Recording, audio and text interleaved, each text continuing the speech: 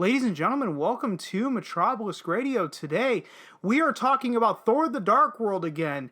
And no, it's not about the behind-the-scenes conundrum, even though that was a pretty fun video to make, but no. This article came out, again, late September. Thor 2 director open to making his own Snyder cut.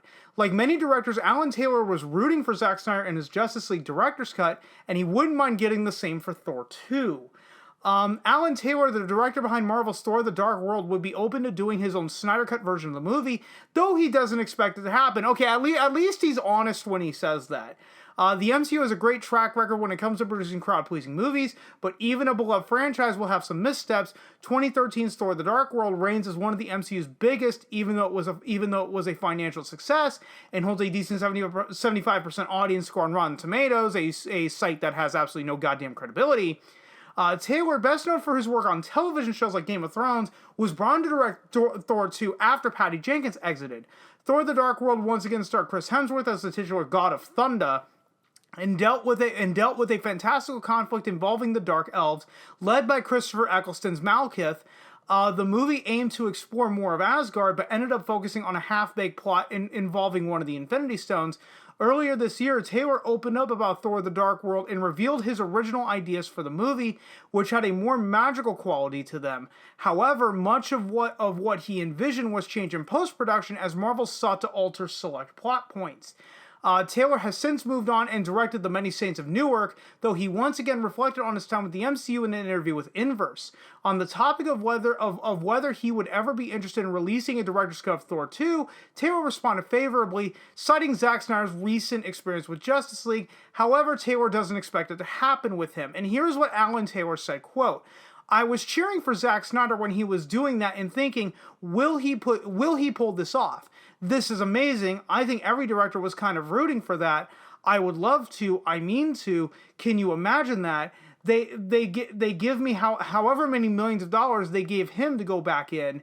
Yeah, I don't think I'm going to get that phone call." End quote. Again, at least he's being honest, but we'll get more into that by the end. Snyder's Justice League has become a symbol of creative control in an age of heavy studio influence.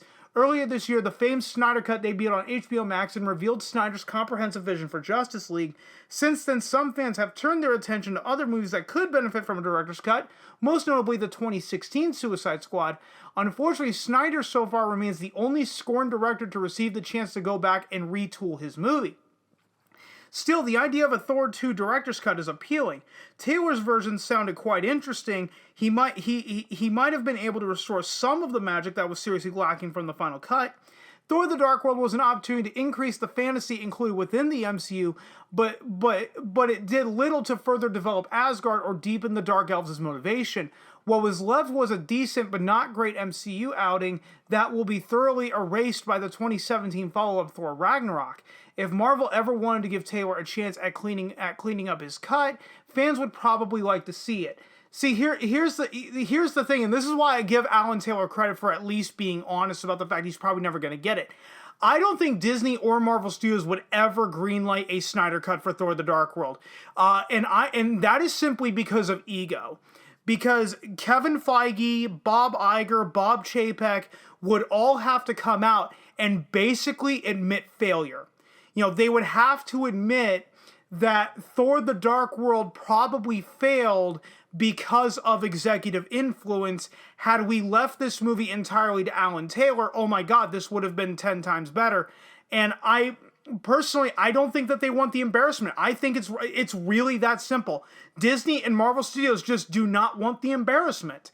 And guys, I'm just going to go ahead and end it right here because I do believe that, we will not see a Snyder Cut of Thor the Dark World for that simple reason. So, guys, if you stuck around this long, thanks so much for doing so. And if you've been following me long enough, you know I'm terrible at ending these videos, so I will just see you guys next time.